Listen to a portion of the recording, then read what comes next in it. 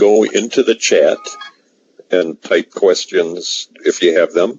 And Bob Weber shared one for the whole team, so you can respond in the chat. He's wondering how many are using laptops versus smartphones, or even desktops, I suppose. But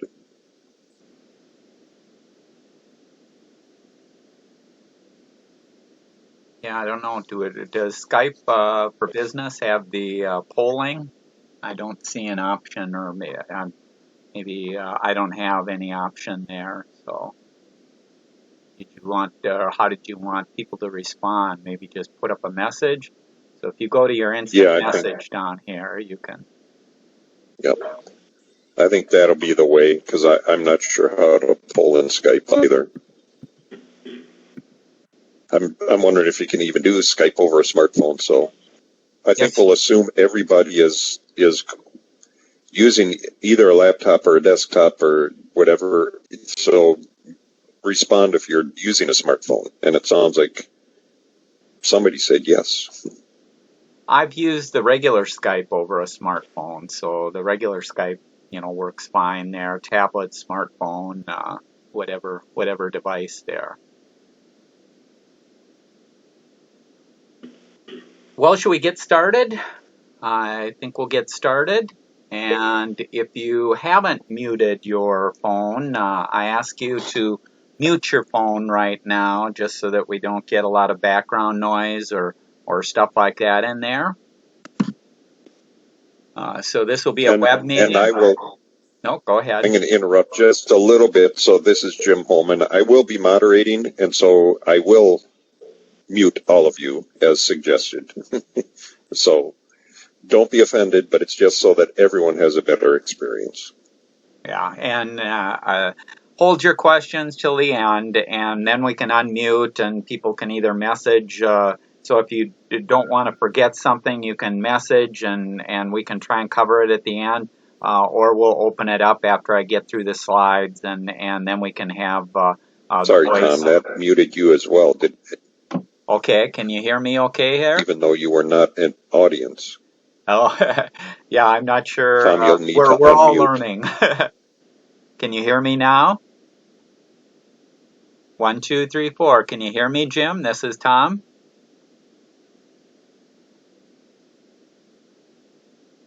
Can you hear me now, Jim? This is Tom. 1, 2, 3, 4. 1, 2, 3, 4. Can you hear me now? 1, 2, 3, 4.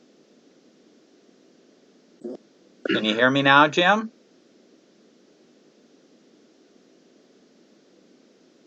One, two, three, four. Can you hear me? Okay, I unmuted myself there, Jim. Can you hear me now? Yes, we can hear you now. Can you hear me? Yes, I Sorry. can. And I will now mute myself. Sorry, when I muted the audience, it included you, and I could not unmute you. So okay, I wasn't now sure that you got it yourself. Okay. Thank you. So we're all learning. We're all learning together here. So we'll see there. But this is a web meeting. Like Jim said, he'll be moderating. So if you do have questions, you can type them into the message, or you can hold it till after the presentation, and then we'll unmute and we can have a conversation there. But if your mic during the presentation, if you could keep it muted, that'll give the best experience for everybody else. Before we get to our main topic, we'll cover some of the club status. Future meetings, we have scheduled our April 15th meeting, and that was scheduled for the Caribbean room, but that'll probably end up being a web meeting also. And Jim Holman, our moderator, is going to be presenting on backing up your computer. So that should be a good one. We also had scheduled this Friday the Max SIG, and Mike Griffin has canceled that. So the next scheduled one that they have is April 17th. And maybe we'll get in contact with him and see if he can use some of this meeting stuff for his meetings too, if this does go longer.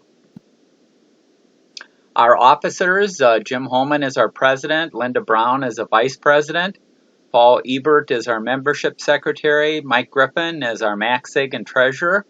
We do have a new person that joined us. Thank you to Chuck Scott. He has joined us as a secretary, replacing Stan. So I want to thank Stan for all the years that he's been involved with the club, and welcome Chuck to the board, and he is our new secretary. Andrew Petrucci is our communications coordinator, and my name is Tom Kreuzer. I'm the director at large.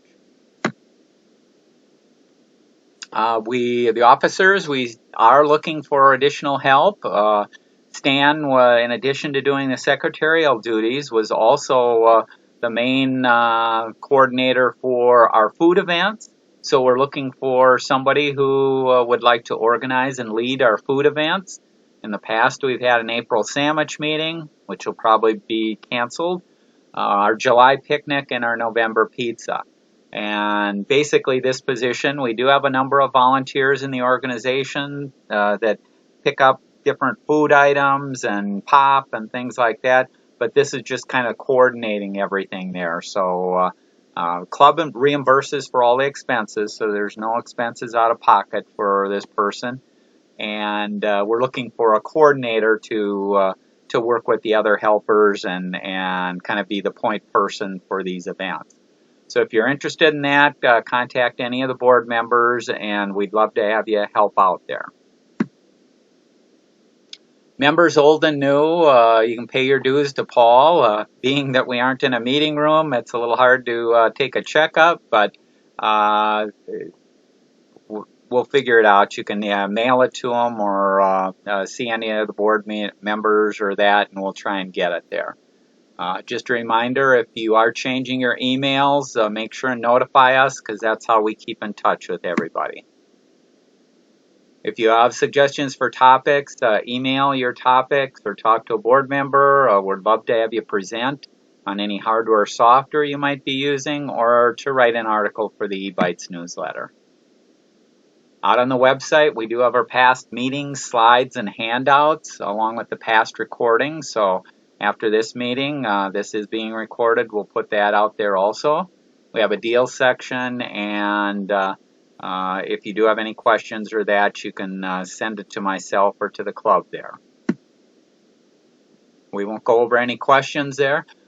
This is, I got a chuckle out of this picture that was floating around out there, and this is not coronavirus protection, so don't take your old antivirus CD and use a couple of rubber bands and think that that's going to protect you there. So it's not going to protect you.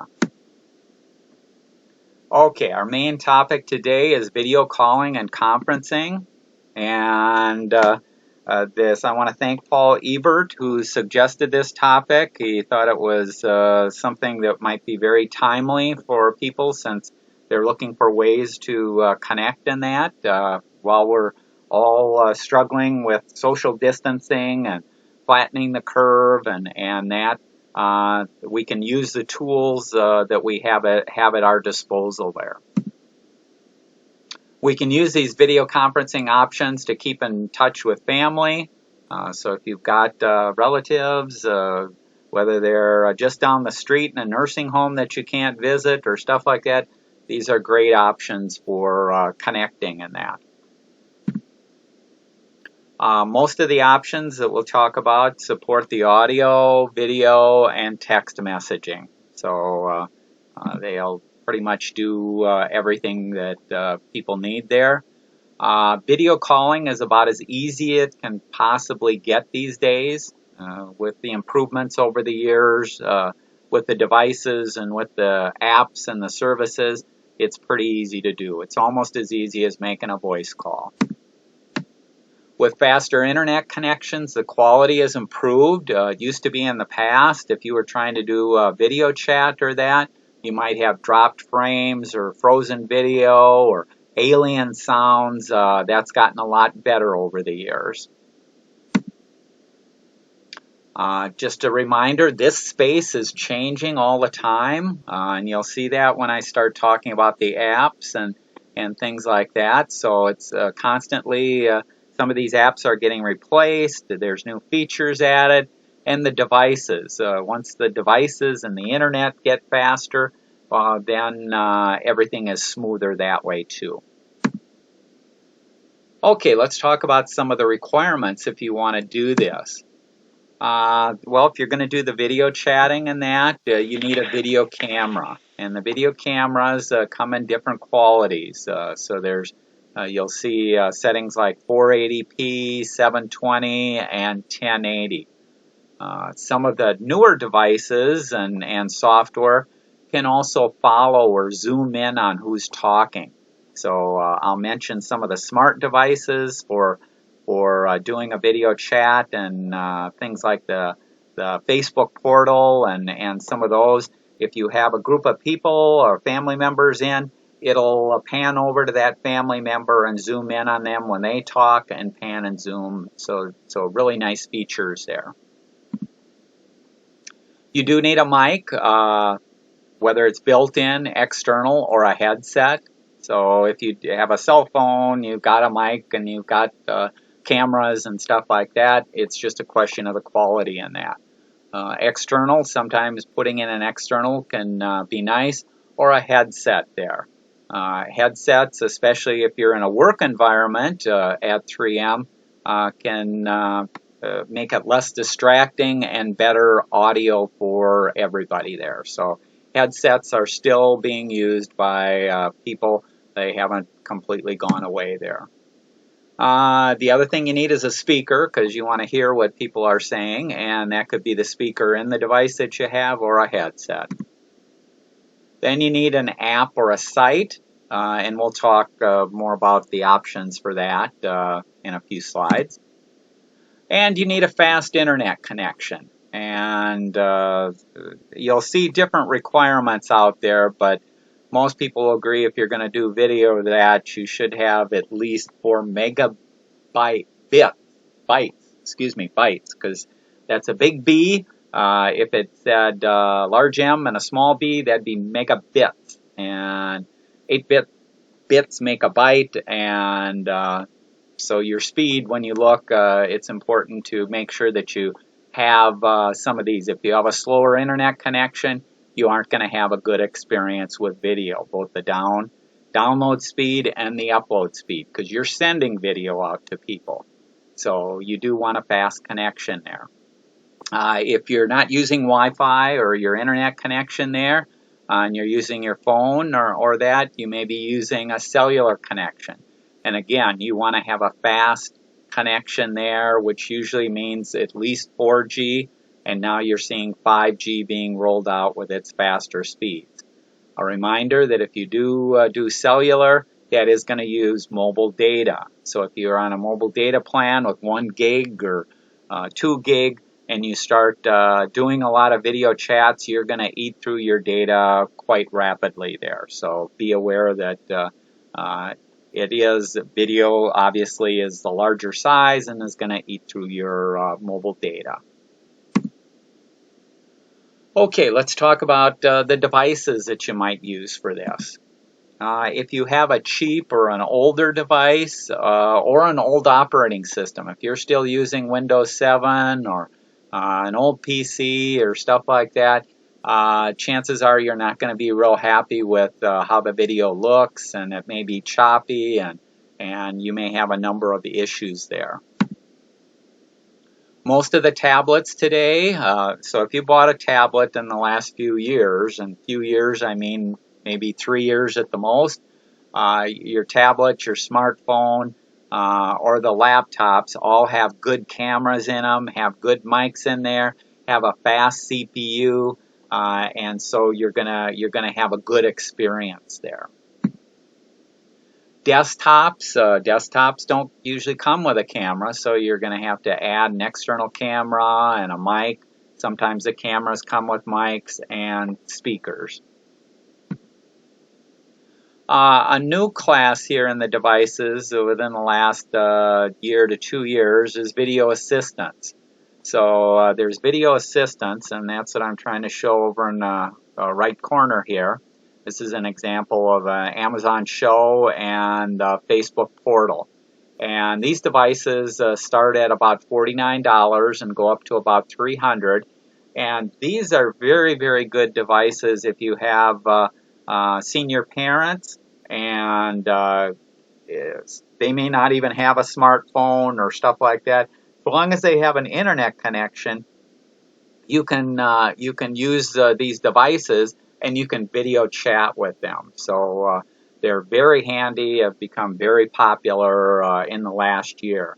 And as an example, this Amazon Show, they make it in different sizes.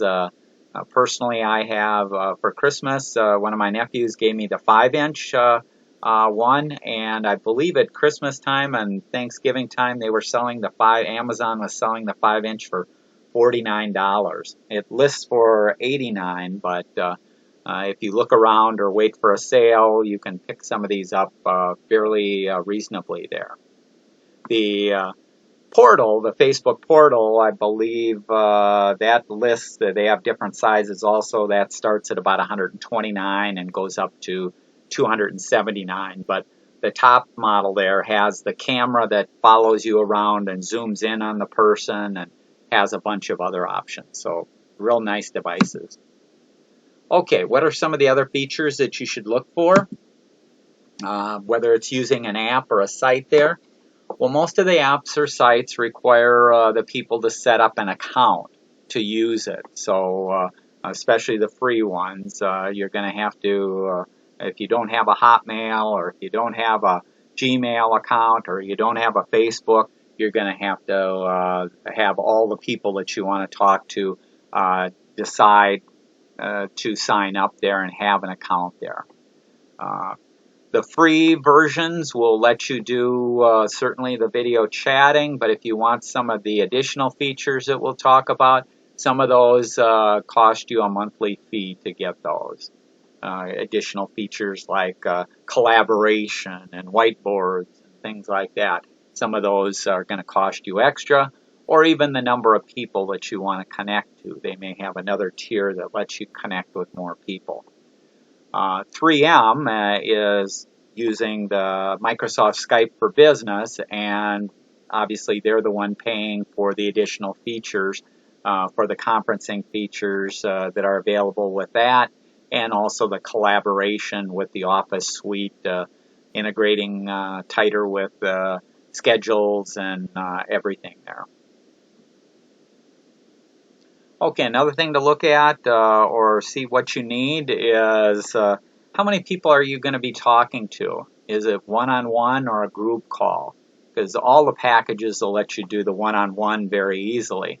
But let's say your group is 5 people. Well, some of them don't support 5 or 10 or 20 people. You want to check what's the max limit that you might need for your chatting there. Some of the free versions also have a limited time. Hey, Tom, I'm going to interrupt a little bit. Sure. There's a few people that are saying that the video's not refreshing. It is refreshing for me, so maybe it's on the guest side. Those of us that are within 3M may be getting it. So my question is it a lag or is it not at all? I'll just wait a little bit and see if people respond there.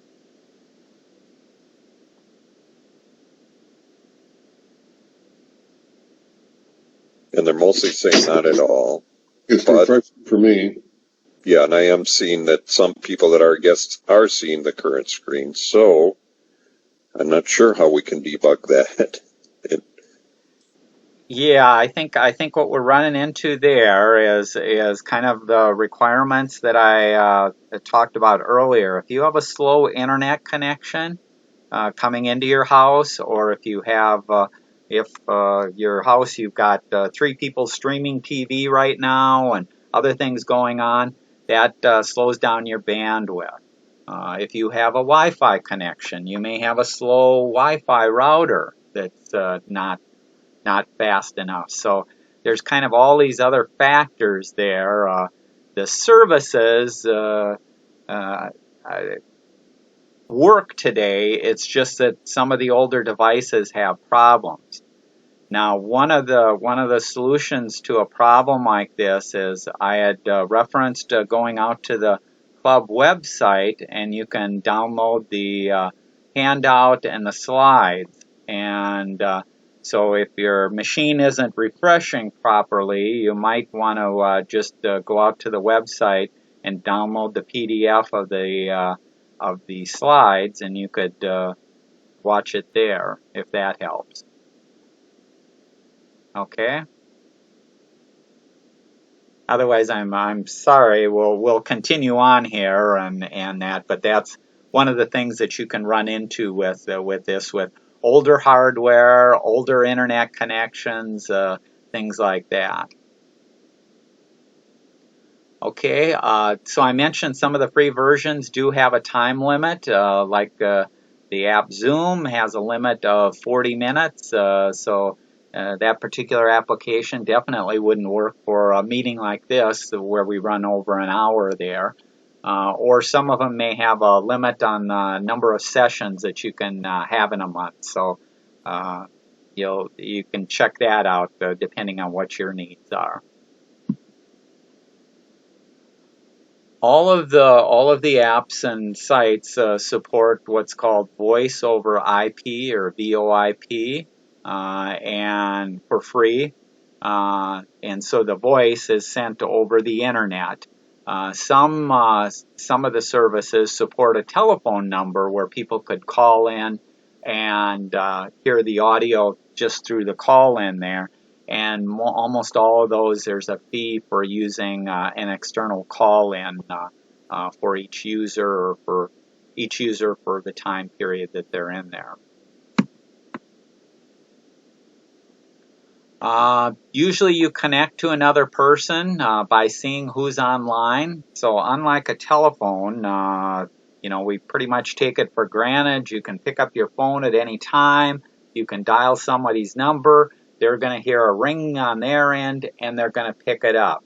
Well, a lot of these services, you and the other person have to be in the app at the same time.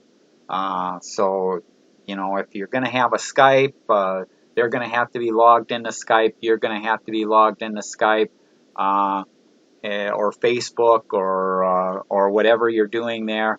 So you don't have the same way to connect as the phone has there. Some will send a little notification or pop up on the screen, but most of them, if the other person isn't logged in or isn't looking at their notifications, you're not going to be able to connect to them. And some of them do support the ability to send an invite ahead of time. So rather than just at the spur of the moment calling somebody, you could send them a link or a calendar entry, similar to what we do for the meeting here, where they can, at the appointed time, they can click on the link and they can go in and we can connect that way. You usually use your contacts, or you can set up the new people that you have. And when you set up people, you're either connecting them by email, or some of the services use phone numbers to kind of use that as the account to keep track of people. But you can identify the people there, and that's why for most of these services, you and the other people that you're going to contact have to have accounts set up, and then you add them to your contacts, and that's the way that you're going to end up connecting. Okay, one of the big features that you have in these apps and sites is compression. Compression takes the video and the audio that you have, compresses it, sends it over the internet up to a server. That server then sends it to all the people that are in your chat, whether it's one person or 1,000 people. So usually you're not going directly from one person to another person. It usually goes through a server, and it compresses the data so that it can be faster to send it up. But if you have a slow PC, that compression takes time. And then when you get audio or video from somebody, that compression takes time to decompress and show it on your screen. So that's where you get some lags and things with the video and the audio if you don't have a fast enough PC or a fast enough internet connection, or if the app or site that you're using doesn't have enough servers to adequately receive the video and send out the video. The other part of it is encryption. The early sites and apps did not support encryption, so that meant that anything that was being said or shown could have been intercepted by anybody and also viewed or heard. And this would be a bad thing, let's say, if it was a meeting within 3M and you were discussing trade secrets or a new product or something like that. You certainly wouldn't want to have a competitor or anybody else in on this conversation. Now, most of the services either encrypt everything or give you the option to encrypt. Encryption does mean that you need a faster PC and that you you need a faster PC there to encrypt it and decrypt it on the other end.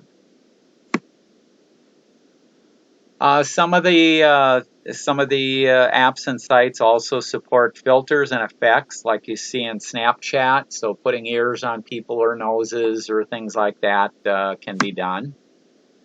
All of them support a live camera, so you can see video on that. Most support some form of screen sharing, but again, not all of them do the screen sharing, so you have to look around and figure out what's best for if you're going to be doing a presentation or a meeting type style.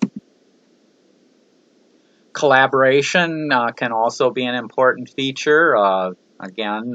Usually the free versions don't offer collaboration, so if you want to work with multiple people editing the same document during the meeting or that's a different capability there. Or using a whiteboard, similar to a whiteboard at work where you have multiple people walk up and add to the whiteboard during the meeting. That's what you can do online. Another feature is actually recording the session and the questions that you want to ask there or figure out what you want to do is where is it stored and who can view it. Because some of them store it in different qualities, some of them only keep it a short time, and some of them only let limited people view it there. So it depends again on what your needs are. Some meetings need a moderator, like our meeting today with the PC Club. Jim Mahoman was the one who scheduled it. He greets everyone, can control who presents, so he promoted me to be a presenter so I could present my screen. And if we had other people presenting, he could do that. He can mute people, and as we'll see later, he can handle the questions and answers there. And some of them, participants can raise their hand to ask a question. Others, you just use a text or a voice there. Some of the packages in that do have survey, where you can survey or poll people that are attending, ask them a question. Which the 4 options do you think we should go for, A, B, C, or D? Okay, next we'll talk about the most popular apps and services. There's literally hundreds, literally thousands of apps and services. We'll just cover the most popular and the biggest ones next. Probably the number one out there is Microsoft Skype. It works on the web, so usually if you have a browser, you can use it. There's an Android app and there's an iOS app, so almost every device you can use Skype. It does allow screen sharing. Users need to create a Microsoft account and download the app or program. So if you're going to be using this at home and you're going to be using Skype and not Skype for Business, your users are also going to have a Skype account. The free version supports a maximum of 24 people. It does allow you to record, save, and share your video calls. You can include captions and subtitles. In order to use the conferencing feature, conference participants must be added to your contact list. So the basic version of Skype does have some limited conference features in that. Now 3M is using Skype for Business, and that requires an Office 365 subscription, which 3M has bought for all the laptops and things like that. 3M is moving to a new product called Microsoft Teams later this year. Teams is for enterprise Microsoft 365 environment where your company or team needs collaboration on documents and can be very costly if you're buying it for yourself at home because, again, you're going to need that Office 365 subscription and then subscribe to these additional services there. Okay, probably the number 2 one out there currently being used is Google Hangouts. Actually, it's being replaced. Google has a number of products. Probably has about 8 products that can do video chatting and stuff like that. If you've heard of Google Voice and all kinds of options, Google Meetings, Google Classroom, all these different things. But Google Hangouts is being replaced by Google Duo, and we'll talk about that in a little bit. It works where you have a Chrome browser, so it will work in a Windows environment, a Mac environment, Android, and iOS. It does allow screen sharing. Users need to have a Google account to use it. Max of 25 people for a video call. And again, I kind of differentiate some of these things. There's differences between a voice call and a video call. So mostly I'm getting into the video here. There is another one, Google Hangouts Meet. This has the G Suite integration, and G Suite is for the Google suite of products. Google has its word processor, its spreadsheet, and its presentation package. Google Hangouts Meet is actually end of life is the middle of this year. Okay, Google Duo. I mentioned that this is replacing Google Hangouts. Works on Chrome browser, Android, and iOS. You can make calls in 720 high definition, and it's optimized for a low bandwidth network. So this works better on a low bandwidth network than like Skype and that. It provides end-to-end encryption, is enabled by default. Duo is based on phone numbers, allowing users to call somebody from their contact list. The app, one of the features, it automatically will switch between Wi-Fi and cellular networks. So if you start doing a video chat with somebody in your house and then move out of the house into your car and are driving around, it can automatically switch over there. Video and audio recording for when the recipient is offline. Okay, the next one we'll talk about here is Facebook, WhatsApp, and that works on Android and iOS devices. It has a maximum of 10 people. Share documents, share images, share videos, set custom wallpapers, notifications, and ringtones. So this is a very popular app used by a lot of people.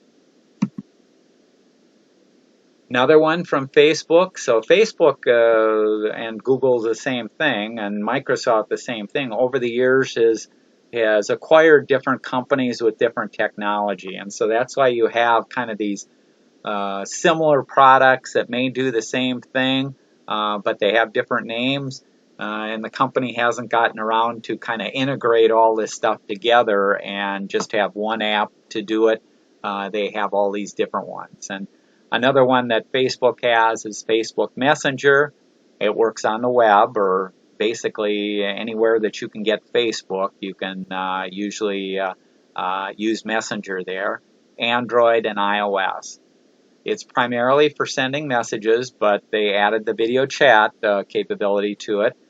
and it makes it very convenient if you spend a lot of time on Facebook. You can see who's also out there and instantly talk with them and video chat with them.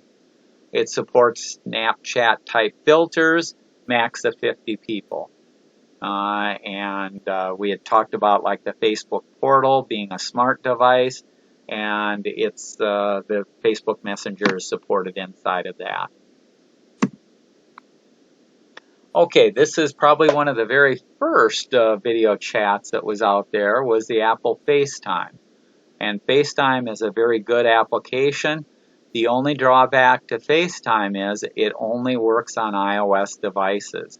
So unless you and all the people that you want to connect to are on Apple devices, it's not the app or tool that you want to use. But if all your family or all your friends that you want to chat with are on these devices, then FaceTime is great there.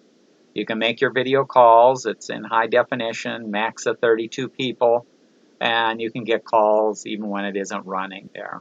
And that's at notifications and how to connect. It has a little better integration than some of the others. Okay, this falls in with those smart devices, Amazon Alexa. So Amazon Alexa does the Amazon Echo Show, the Amazon Fire tablets, Android, iOS. So you can load Amazon Alexa onto your smartphone or onto your tablets and connect to these other Amazon devices and that too. So you and your friends need to set it up within Alexa. By default, somebody can't just call you or drop in and see your video. But if you give them permission, then you can do drop in and see what's going on there. And so it gives a lot of power there. This can be handy if you have elderly parents or that. Put the Amazon Echo Show in their apartment, and you can drop in and look at them at any time without them even answering. So you can turn it on and you can see the video, and you can act kind of like a baby monitor there. You can drop in on them on any time, but they have to give permission, and it all has to be set up. This is not something that can be hacked, or a person, anybody can just drop in on your parents, let's say. Okay, these are the first 7 that we talked about were the most popular. Now we're getting into some of the other apps or services that are out there, and each of them has a little niche on what they may or may not do well there. And TeamViewer lets customers join meetings and presentations fast and with little effort. There's just a little program that you install on there. It'll run on a Mac, Linux, Android, Windows, Chrome, or iOS. Trouble is, it only allows you to connect to one person. So if you want to connect to multiple people, can't do it. But it does very good screen sharing and stuff like that. I've used this package for probably over 10 years or so. And I started using it, and I still use it today, for doing support for my friends and family. Because in addition to doing the chat, if the other person on the other end has TeamViewer and I have TeamViewer, I can connect to their machine, they can give me permission, and I can take control of their machine. So when I move my mouse on my machine, it actually is moving on their screen. I can run software, I can check settings, and it makes doing support very nice and easy there. So I've used TeamViewer, for a number of years there. Another one is Zoom. Works on Android and iOS. It has chat and webinar features across mobile devices, phones, and room systems. Max of 100 people and unlimited one-to-one meetings. Does place a 40-minute limit on group meetings. Marco Polo. This is a little different app for that. You can video chat with somebody not in real time. So perhaps it's somebody that has a different work schedule or lives in another time zone or country. What you can do is you can record a video, leave it for them, they can look at it, they can then respond back with their video, and so you can keep in touch that way. And unlike Snapchat, Marco Polo will save your video messages so that you can revisit the conversation and doesn't have a limit on your video time that you're leaving for them or that. You can also add fun filters and voice effects if you want to mix it up. Viber works on Android and iOS, exchange files for free on its encrypted platform. While you're messaging, you can send GIFs, stickers, emojis, and join the chat room. IMO works on Android and iOS systems, supports group calls and fast photo and video sharing with hundreds of stickers to spice up the messages. WhatsApp has replaced IMO, so IMO is, again, old, meaning that you look like you're ancient there. You're a boomer. Tango works on Android and iOS systems. Instagram, so most of you have probably heard of Instagram for photos and sharing and stuff like that, but you can also connect video and save video out there, and it works with Android and iOS. You can add captions, filters, emojis, max of 4 people. Snapchat works on Android or iOS, very, very popular with the teenagers. That's their most preferred app. Short video clips can be shared. Snapchat stories, which are news feeds, can be made up of photos and videos. Hexip allows you to host the web conferences yourself on a premise, or you can choose to host them on a cloud service out there. It's scalable, it's customizable, and allows businesses to integrate traditional video systems. So this is a system that a company or an enterprise usually would install and put on a server and then make available. So if you wanted tighter security and things like that, this is a standalone solution there. Easy Talks Meetings provides free HD video conferencing, but also provides powerful online whiteboard collaboration so that team members can see all the notes and sketches of their colleagues on the whiteboard. Easy Talk Meetings can support up to 100 people on one conference. Cisco WebEx, free, has a maximum of 3 people, so a little limited there. Users can share their screens. This is one of the older services available.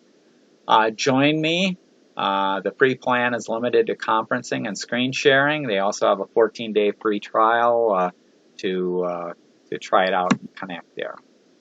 GoToMeeting, free option is limited to audio-only conferencing, so no video, max of 3 people. Another option that I had one person ask me a question on was Facebook Live, and Facebook Live really isn't considered in the video chat because it doesn't allow the chat.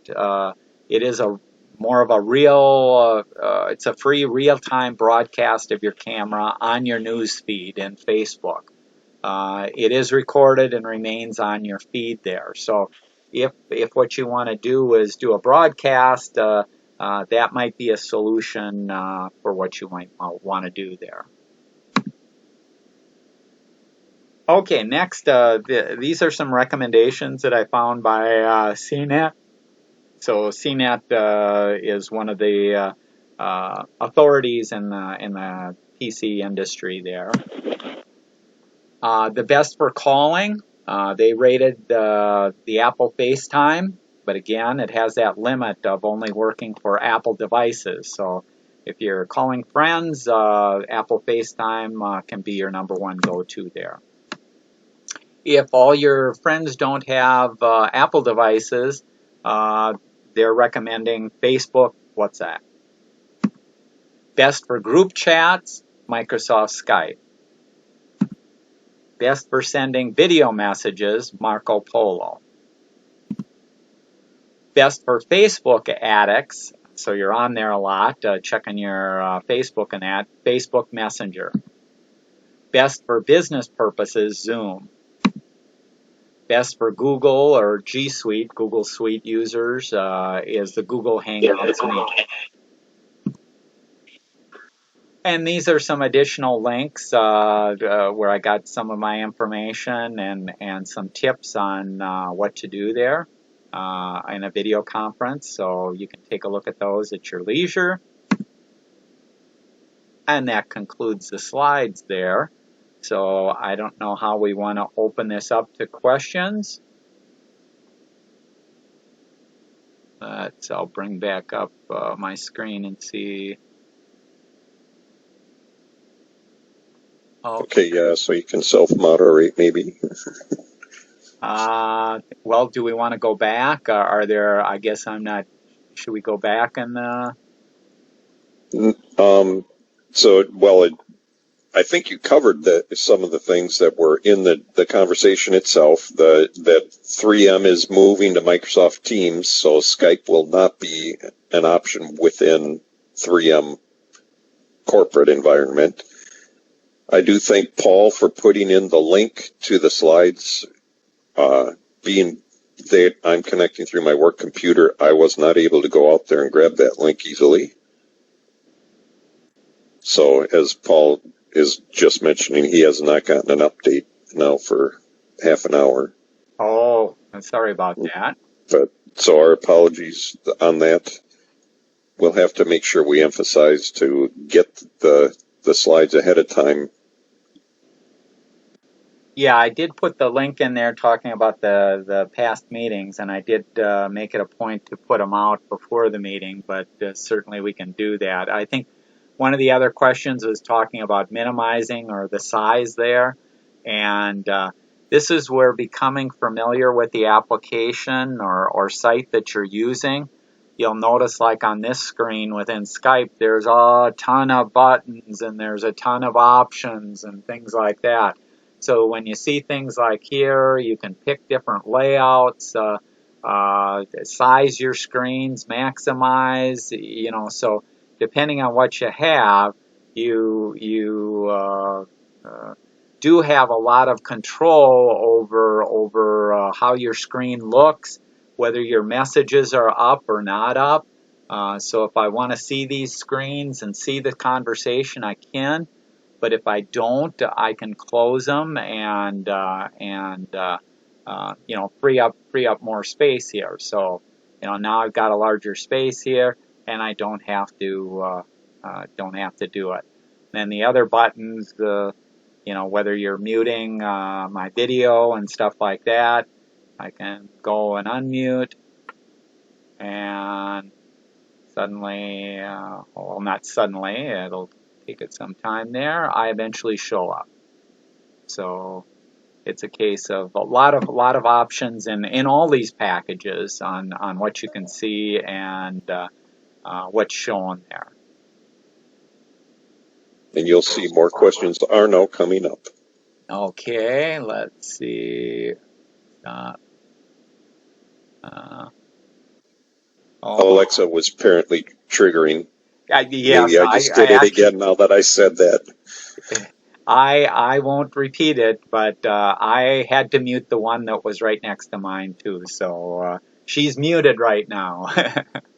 Okay, Tom has minimized presentation. I have recently used Zoom and found it excellent. My screen has not shown anything new for half an hour. Now, what I've heard, because of all the people doing video conferences and stuff like that, the internet may be having some kind of a problem there too with some of these services. But in general, I'd have to say that the problems usually point back to your local internet connection. And that goes back to, you know, whether you're Wi-Fi connected, how fast is your connection, and what's going on there. Tom? Yes. Where is the send button for the conversations? I don't see it on my screen anywhere. Okay, what you'd do is you'd go down to this down here. This is the instant messaging. Yeah. And then you'd go down here and you can type in your question. And then, excuse me, right down here is going to send, or if I hit enter, excuse me, if I just hit enter. Right. Okay. Does that answer it? We'll try and see if it goes. It's similar if you've ever used Facebook to post anything. So some of the services don't have a send button. They're just whenever you hit enter. So if you want to add extra space in a note there, you have to do the shift enter to put a new line in there if you want a new line. And, so looking up here, I see, some of the people saying the presentation looked fine. And again, it kind of goes back to probably that internet connection, or you have an old PC. And by old, again, I'm saying, anything older than 3 years old, the new machines and the new tablets, even for that matter, now come with quad CPUs. And the more video that you do need a more higher powered device, whether it's a tablet, a smartphone, laptop, and that's why 3M doesn't use a laptop that's 3 years old. That's considered ancient, and that's also why Apple iPhones have been out for 11 years, and what model are we on? The 11th model. They come out with a new model every year. Faster, more capabilities, things like that. Okay. No, go ahead. The question about which version of Skype Bonnie had there, I'm going to let you address that because there's kind of more than one answer on that. Okay. Are there different downloads on Skype? Yeah, there's Skype. Going back in history, Microsoft bought Skype, so if you go out to download it, you may see a different company name out there. SARI or something like that is the original company that developed Skype. But there are different versions out there, and the different versions, the free version, kind of, if you're going to be using it at home, would be the plain version of Skype, and that's available on all the devices. What 3M uses is Skype for Business, but in some cases you'll see if you're looking for executables or things like that, it's actually Skype Meetings. It's called Skype Meetings, and they are different versions. They have different settings. They have different features. They look a little alike, and the icon looks a little alike, but they are different software there. So where did I lose Bonnie here? Where are we? Down a bit still. Are there different downloads? Is the Skype for Business the correct download? Yes, because we're using a link, and this link was created by Jim, and Jim created it so that we could use Skype for Business. This allowed us an unlimited number of people connecting in. It allowed us a few more features that we would not have in the regular Skype itself. So that's why we use the Skype for Business there. And when you click on the link, Microsoft is going to be attempting to connect to the Skype for Business there, and so it is not connecting. I also have Skype on this machine. So if I go down here and I look in here, I have Skype in here. Well, this is a different version than what I'm using here. So yes, there are the different versions there. Okay, let's see here.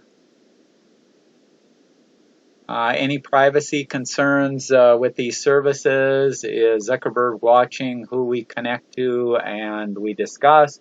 Again, most of the services do support encryption, which means that somebody looking at it in between you is not going to be able to see or decode there.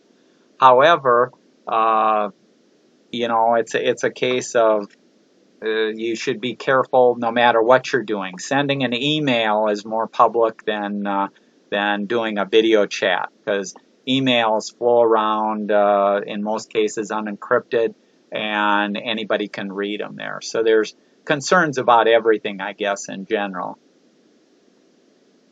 Let's see, I'm in Arizona and everything is working fine. That's good. Did you know if Zoom has a tutorial? Most of the packages do have a help. That help may take you out to a website. If you don't find any help, what you can do is you can go out to like a YouTube, and if you just search for Zoom or that, you'll see a tutorial there and a video there that'll kind of walk you through what you're doing there. So that's usually the best way to find something. Okay, we're doing an external audit next week, and we have agreed to do it virtually. We want to be able to have the auditor speak to a technician at the machine and also have others on the line and listen. Any recommendations? Our areas. Okay, I'm not familiar with the Class 1 Group D restricted aspect there. It just means you can't bring in a regular cell phone, but you can have an iPad that's specially rated for that, and we do have those for a different purpose. They need to be explosion proof. That's what it really amounts to. That's Yep. Okay. So we're real restricted, but these iPads, they are explosion proof that we have. We use them for documentation, so they don't currently have internet browser, but we could add that. I know we can because, other groups in 3M have chosen to add it. If you add internet browser, the problem is that it makes it more susceptible to theft. That's why it wasn't added originally. But I think we would have that ability to add it. So then what would we use? Would we use just regular Skype and use those iPads?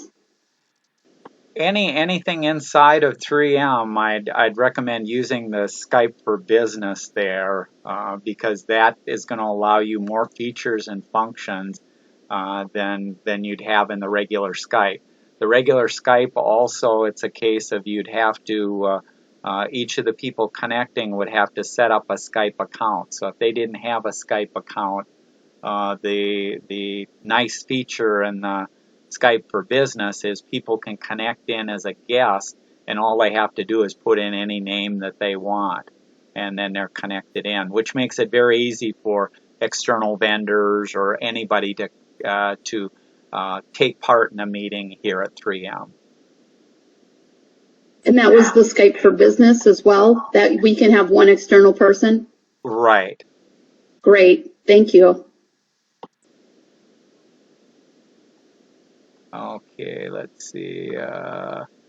Only one app that works with Linux. Actually, there's a few more because where some of the apps I talked about work with the Chrome browser. There is a version of the Chrome browser for Linux, and if you can load that up, which I actually have a little Linux machine, that will work. However, I will warn you, most people aren't going to be happy. And the reason they won't be happy is usually people are running Linux on machines which are very old. That very old machine is going to have a very slow CPU and limited memory, and it's not going to video is not going to be good on there. So you can try it, but I'll just warn you that you may not be happy with the results there. So will you uninstall the Skype for Business and find a different one? Actually, I was looking for the Skype for Business, and you won't find it, the ability to uninstall it on your machine. And you won't find it listed in the start menu or stuff like that.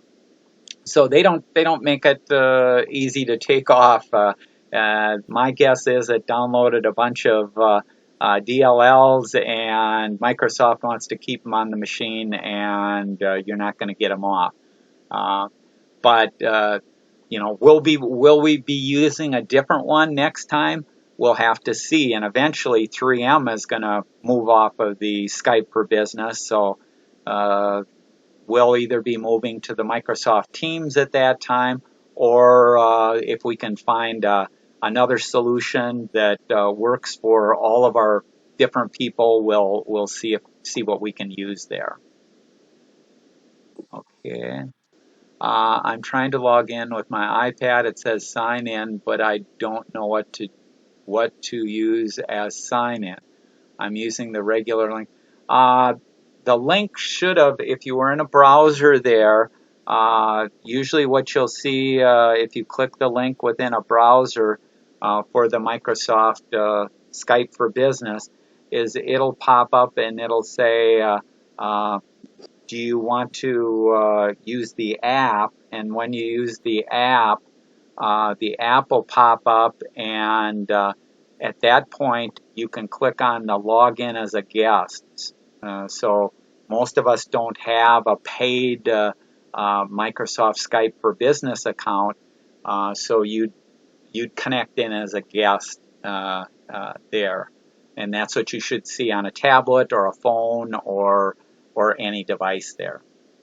Now, the people at 3M that are currently active employees, they do have a Microsoft Skype for Business account, and if you've used it before, that's what it's using to connect in and do everything. But if you're a retiree or you're outside of 3M, using that guest account to connect in is how you connect in. And that's where I had mentioned you should just, if you use the guest account to connect in, the only prompt that you're going to see after that is to put in your name. And so it's not asking for an existing account or an email or a telephone number. It's a name, and you can put anything in there, and it'll let you in. Okay, you should just need to enter. Yeah, so like Jim said, you should just need to put in your name there. But if you did say use Microsoft Skype business account, then it's going to prompt you for your email and your password. And again, you don't need that to connect in as a guest there. Okay. Any other questions?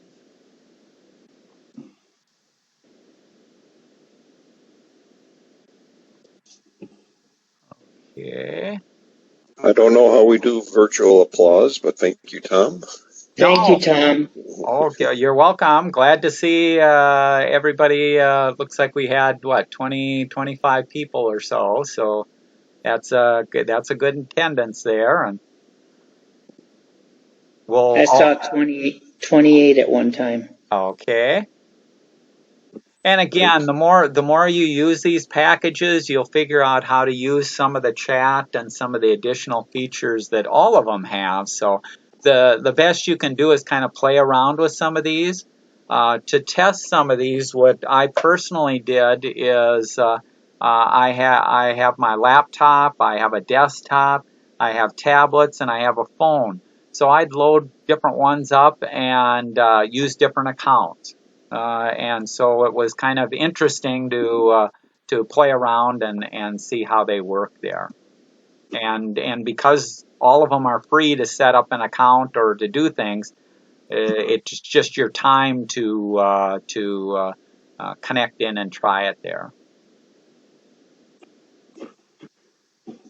And in the times that we live, it's a nice option there, especially like I said, if you've got elderly people or that and don't want to expose them, and you're doing the social distancing.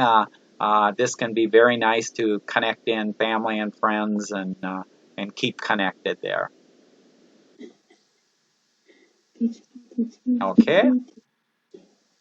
Otherwise, thank you all for attending, and stay safe. Thank you, Tom. Okay. Bye. Thanks, Jim. That will Thank you, Jim. conclude the meeting. All have a good day. Stay safe. Good day. Bye. And I'll post this up later this afternoon.